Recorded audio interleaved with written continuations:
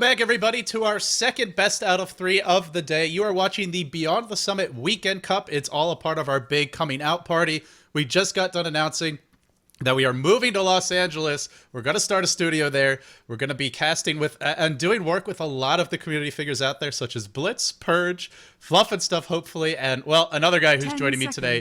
His name is Luminous. Luminous, welcome to the cast. And guys, real quickly, before I let Lumi actually talk, I just want to mention that we are doing a Kickstarter through Indiegogo to support the studio, help us buy equipment, pay for relocation costs, things like that. So if you want to support it, go check it out. But anyway, the winner of this best out of 3, this is game 1, will move on to face Team Liquid tomorrow in the best out of 5 finals. Winner of that takes home $500. Anyway, Lumi, sorry to not let you get a word in edgewise. Hi, how you doing, buddy? It's been a while.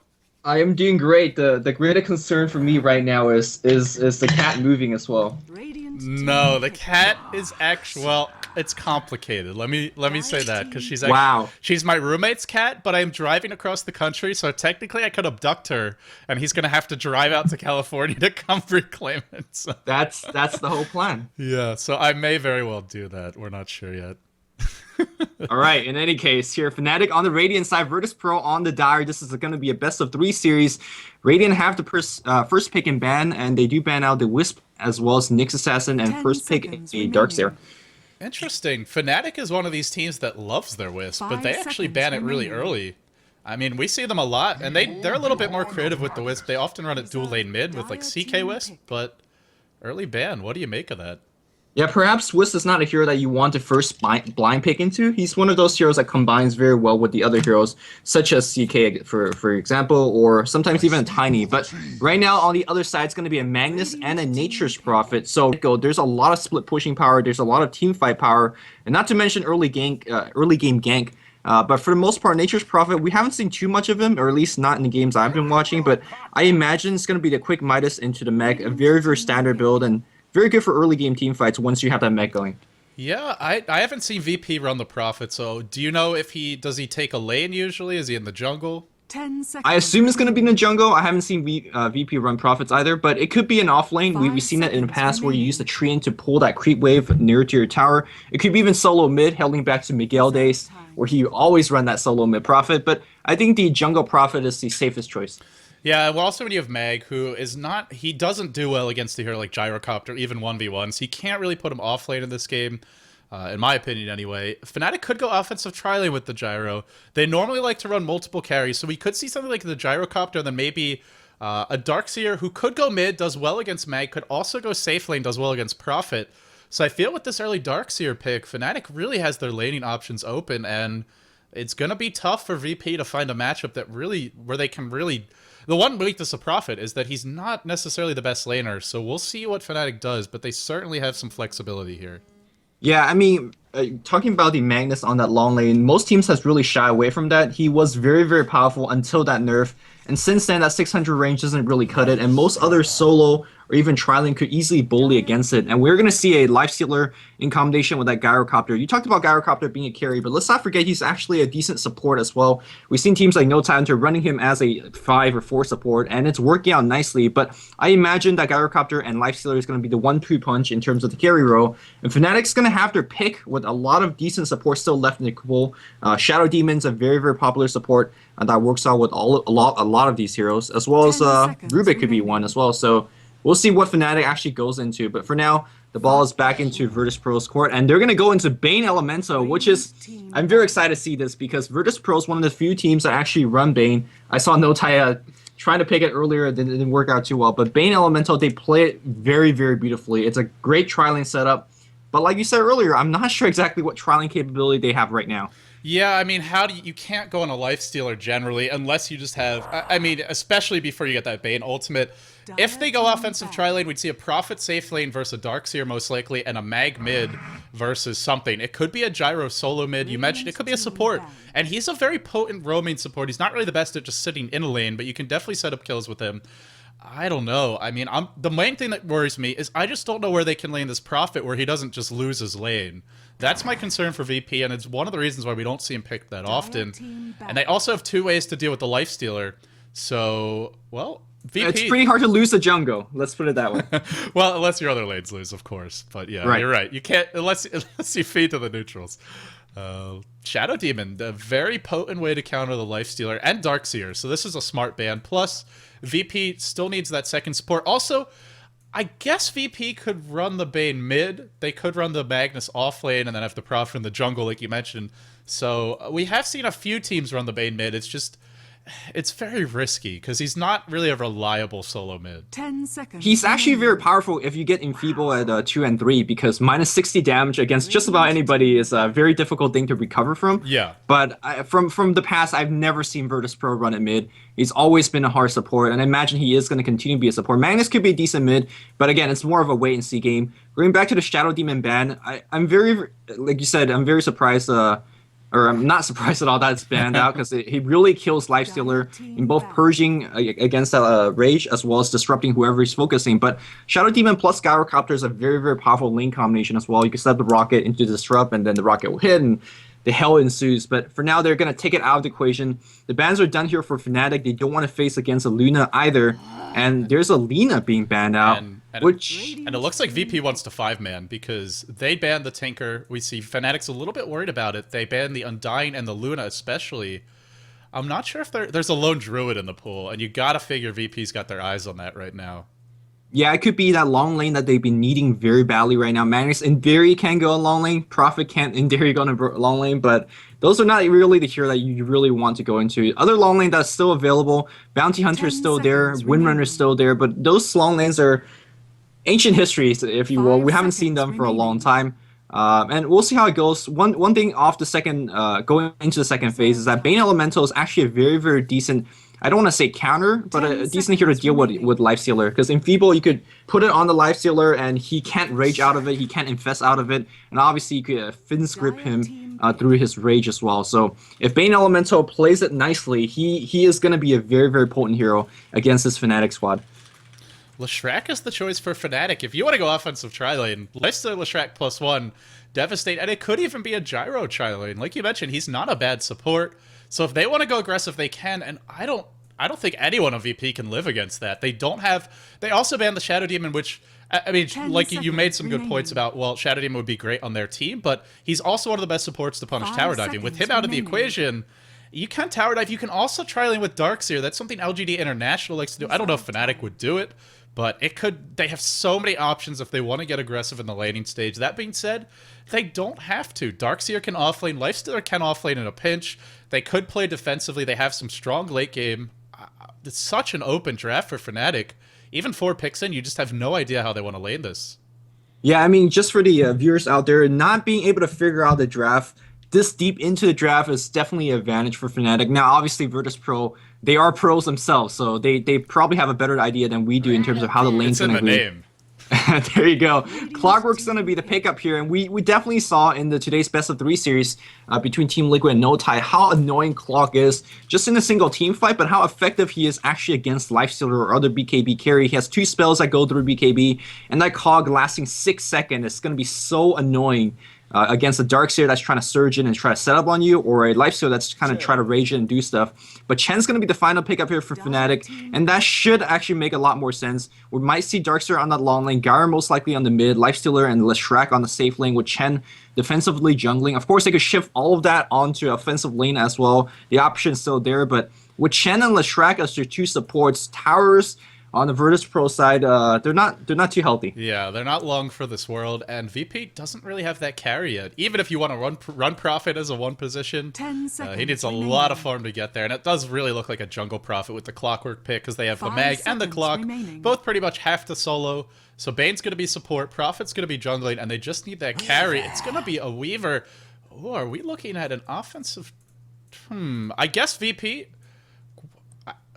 This is very, very confusing. Yeah, because normally when you pick Weaver, it's either to get a really strong 1v1 matchup and then run an aggressive tri-lane, or it's to tri-lane the Weaver and run 2 other heroes as a solo, but their tri-lane's weird.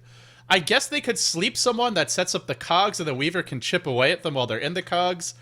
It is a good carry against Lifestealer because obviously Open Wounds does not affect you, but it's still kind of a curious pick. I know VP likes this though. This is one of Airman's common heroes, and he's got the early wand arena protection. They're going offensive tri-lane with this Weaver.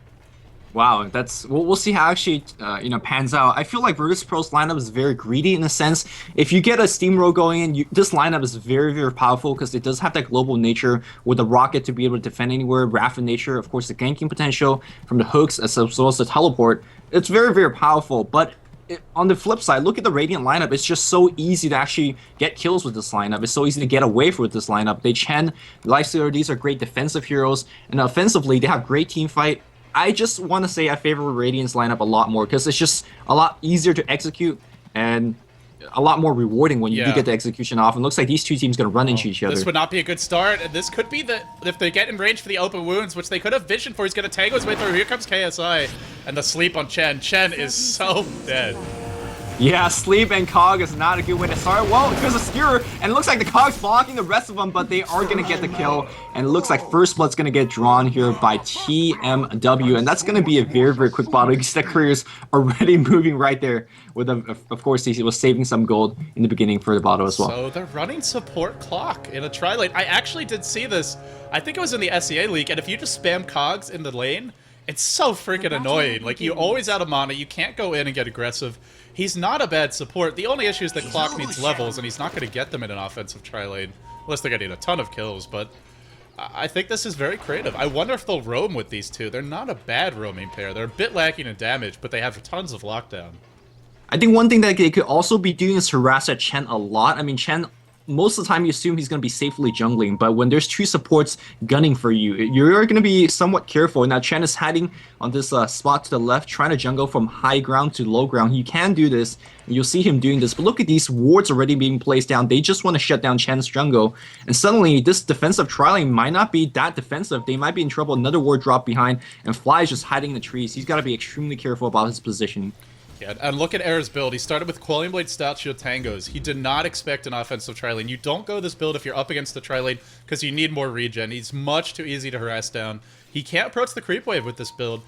Even if he had more regen, he'd still have trouble, but he'd at least be able to go for last hits here and there. Instead, he's just sucks in here. He's also up against the Prophet, so it's understandable that he goes for the Quelling Blade, but normally you'd want to pick that up at the side shop a little bit later on. He's really going to have a tough time.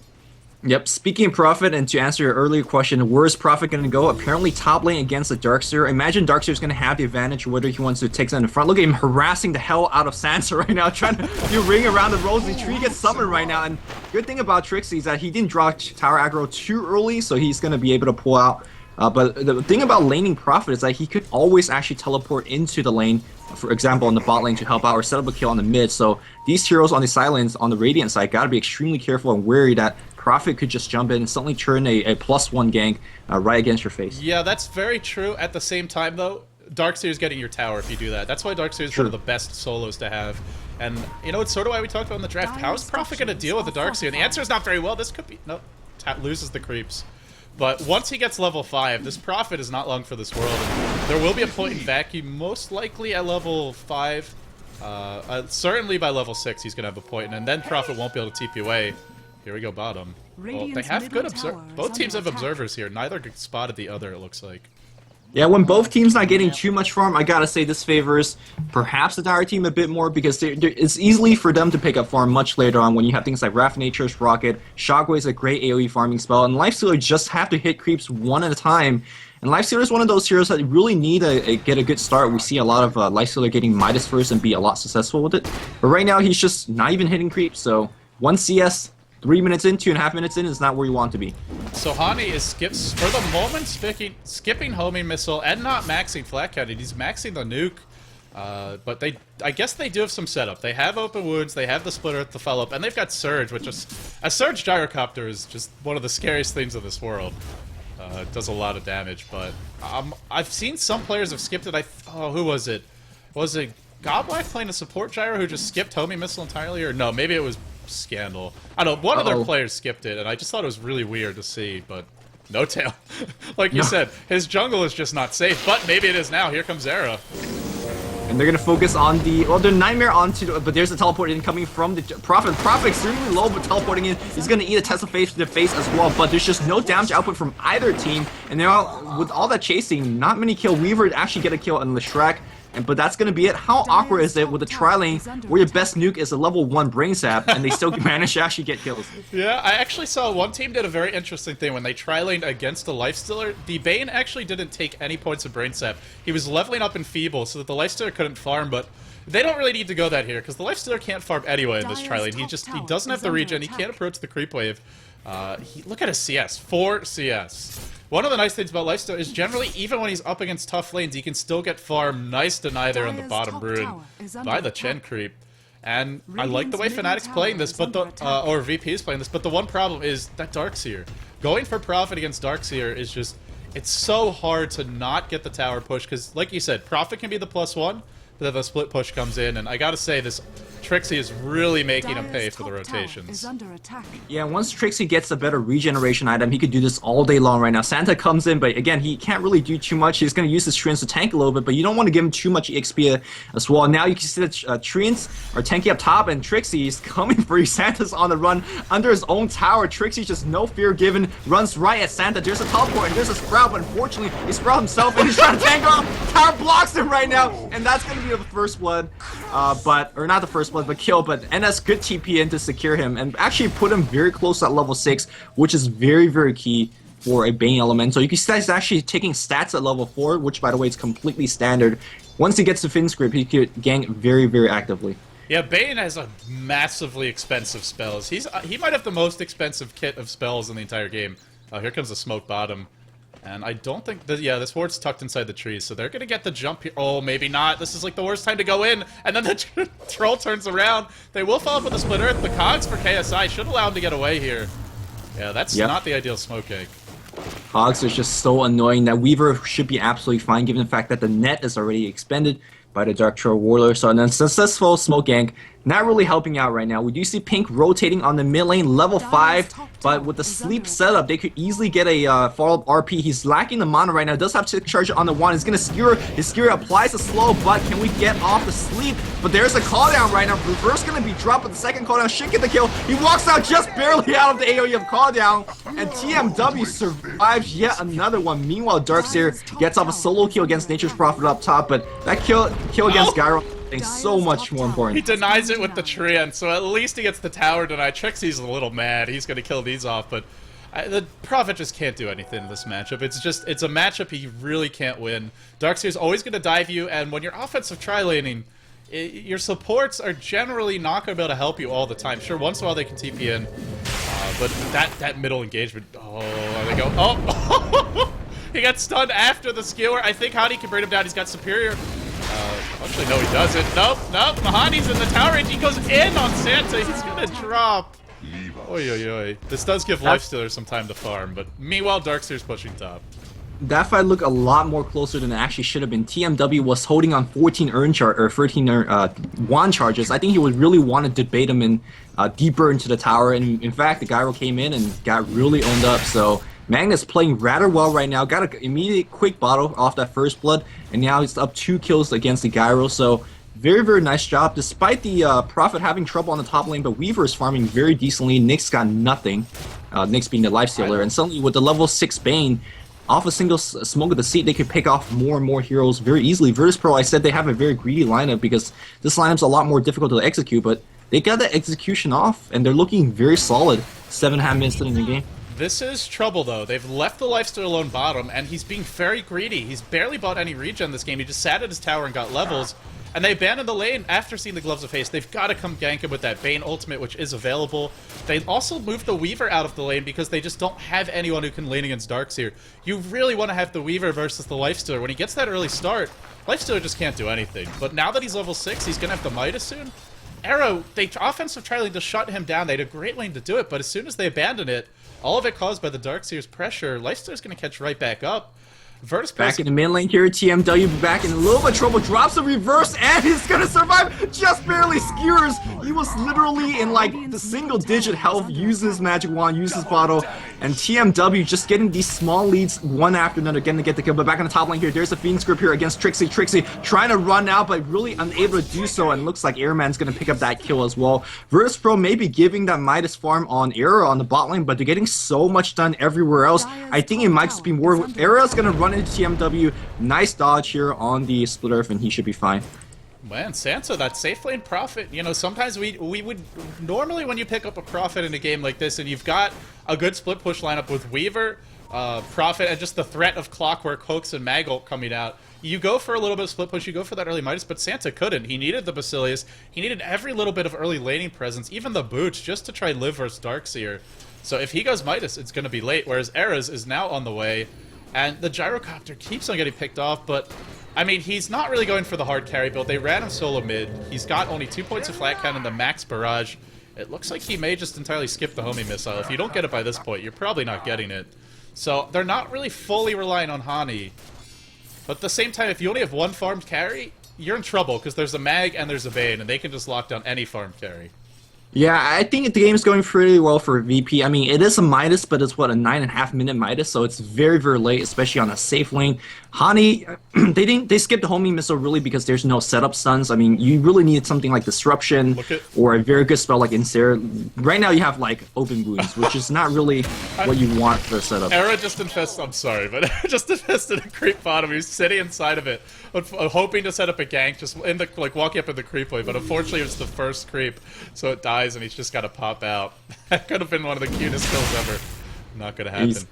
And he's got to be really careful, you know, treading next to Bane. Bane is going to teleport up top. They want to sub yet another kill against Trixie. Trixie's spending a lot of mana to try to drive away Airman. Meanwhile, Hani dies one more time on the mid lane. He's always getting TMW low, but low's not going to do it. Meanwhile, back in the top lane here, look at the fight. It's going to happen very soon. Trixie, this ain't no he's going to fight. get gripped.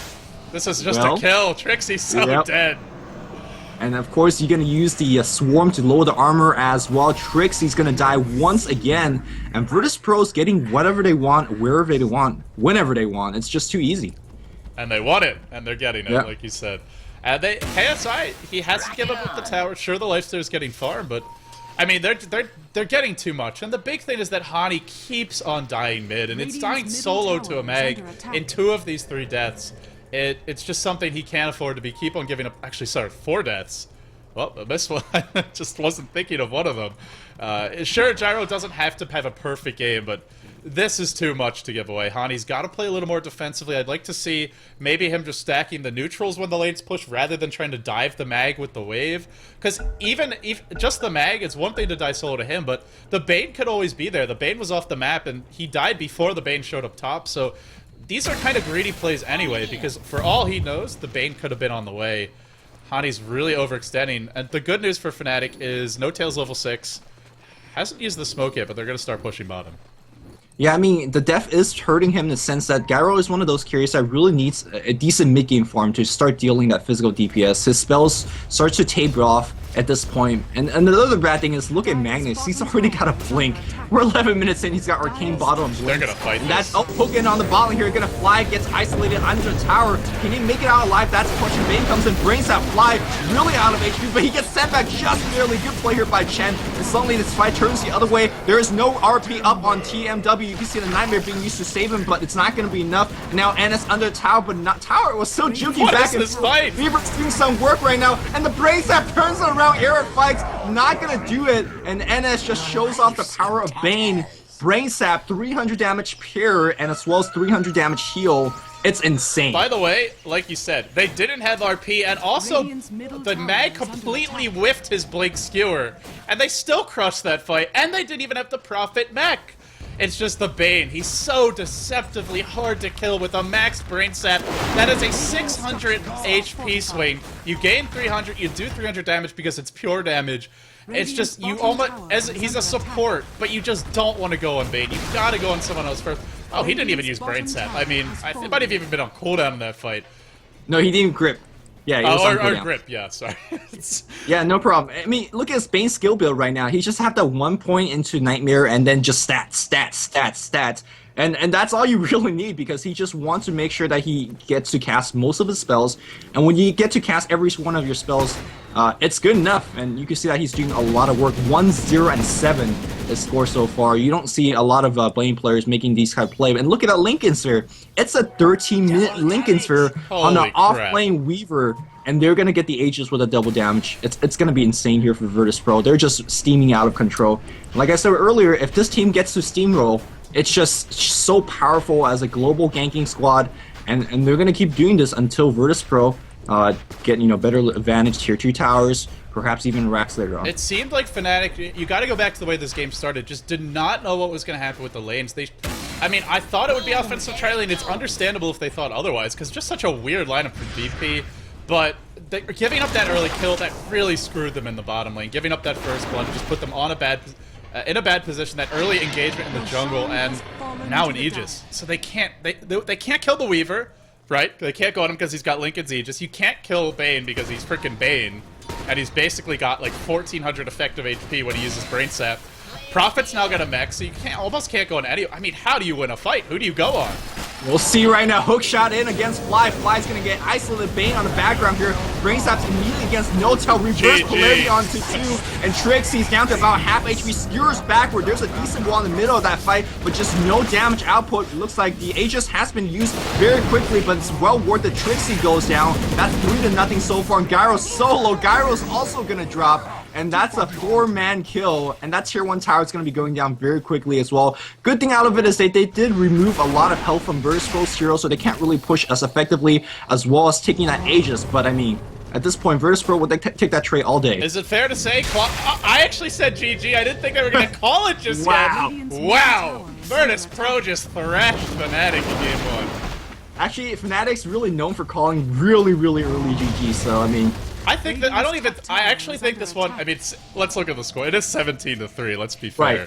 Right. And you are against a 13 minutes Lincolns and like a 10-minute Blink Arcane on Mag, so it's... And he's halfway to his relic. GG. It pretty much was GG. I mean, you gotta go back to the lanes, just that early first blood before the laning stage even started. Fnatic just getting a little bit picked off there, and I feel this game could have gone a lot differently. Gyro should not die that many times to Mag without more ganks. There was only the one.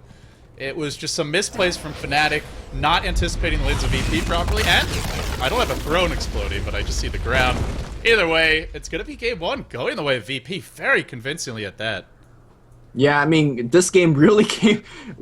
If you give Magnus a first blood and a 1-minute quad pick bottle, it's just so hard for Gyro to come back. I mean, I don't want to, trash talk on Hani too much, but it's so hard to actually come back when they're up 500 gold free against you like that, so it's tough. Well, ladies and gentlemen, that wraps it up for game 1, but this, of course, is a best out of 3. The loser, or rather, the loser goes home. The loser gets nothing. The winner moves on to face Team Liquid tomorrow, who took down No Tidehunter earlier today. You're watching the Beyond the Summit Weekend Cup. Just a little thing we're doing here to promote our move out to LA. We are starting a studio. We're going to be doing esports Dota stuff full-time. Lumi's going to be doing a lot of work with us as well, so we're looking forward to that. He's out in LA, and we are doing a Kickstarter over at Indiegogo.com. If you want to support us, go check it out. Consider contributing, but even just watching goes a long way. So thank you for your support, guys. We've already had an amazing showing so far, over 10,000, and we're only a couple hours into the Kickstarter. You guys rock, but stay tuned because, well, VP rocks in game 1, and they're leading 1-0. Can Fnatic turn it around, or is this going to be a clean 2-0 sweep? We'll find out soon.